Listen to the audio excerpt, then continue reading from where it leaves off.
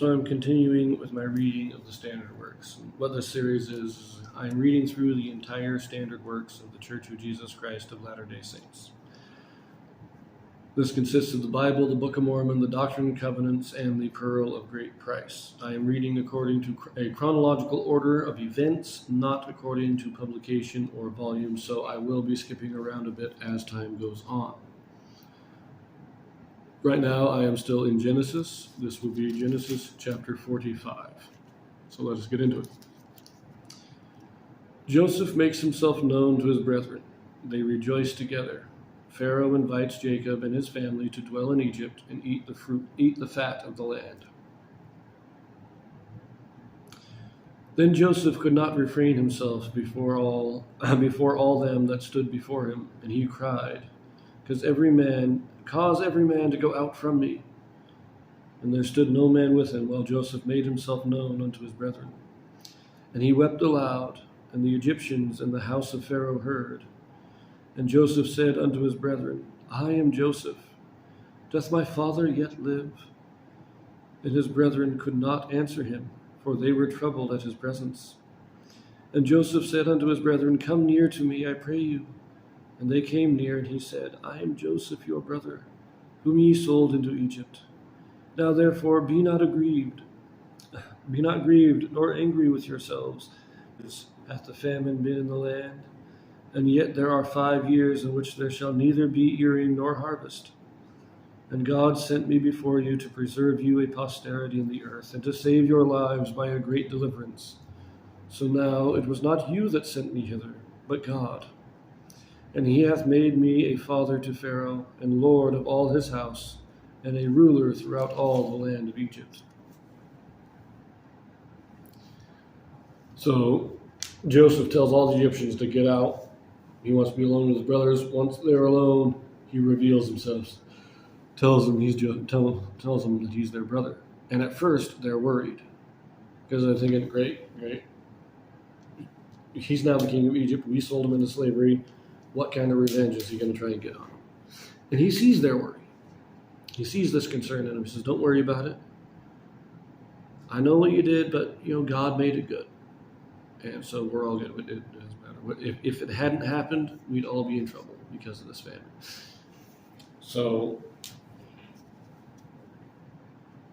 he's putting them at ease. Verse 9. Haste ye, and go up to my father, and say unto him, Thus saith thy son Joseph, God hath made me Lord of all Egypt. Come down unto me, tarry not. And thou shalt dwell in the land of Goshen, and thou shalt be near unto me, thou and thy children, and thy children's children, and thy flocks, and thy herds, and all that thou hast. And there will I nourish thee, for yet there are 5 years of famine, lest thou and thy household and all that thou hast come to poverty. And behold, your eyes see, and the eyes of my brother Benjamin, that it is my mouth that speaketh unto you. And ye shall tell my father of all my glory in Egypt, and of all that ye have seen. And ye shall haste and bring down my father hither. And he fell upon his brother Benjamin's neck and wept, and Benjamin wept upon his neck. Moreover, he kissed all his brethren, and wept upon them. And after that his brethren talked with him. So here he is. He's inviting Jacob to come down. So we got 5 more years of famine. You need to come down here. We can take care of you. And says, you can tell him that Joseph sent you. And if he asks, say that it wasn't just a message. You talked to me in person. You saw it was me talking. And after this invitation, his brothers are set at ease, and they all let out their emotions. They all embrace.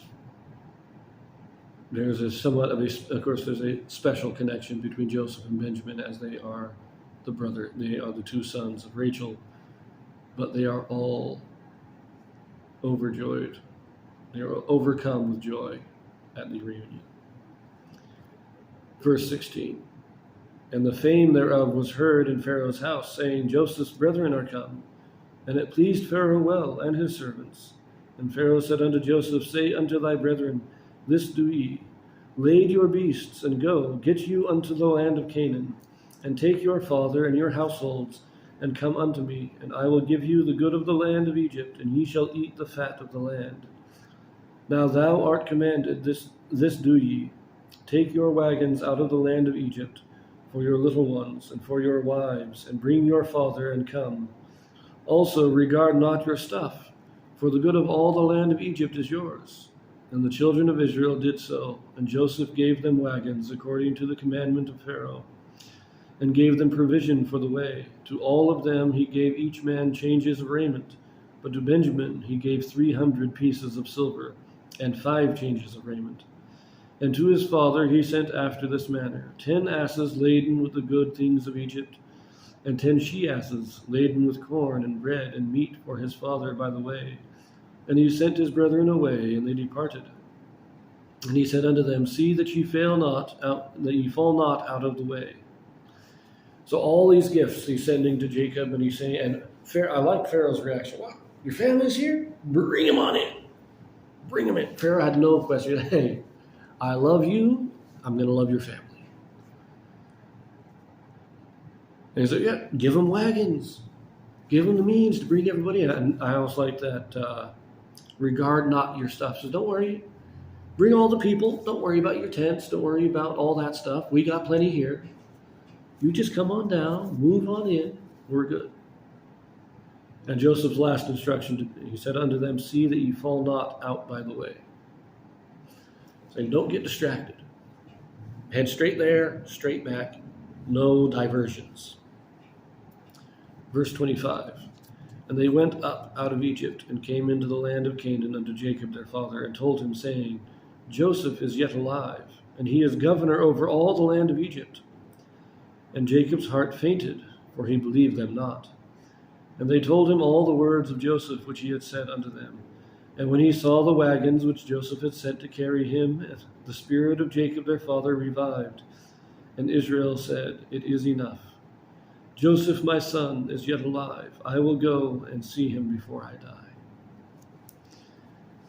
Just a few things here. I love this. You got to imagine this reunion. Well, you actually got to imagine the brothers having to, at last, reveal their conspiracy to their father. They come back from Egypt. Hey, Joseph is the Lord of all Egypt. Jacob doesn't believe him. Why would he? You got to imagine that the brothers told Jacob what had happened.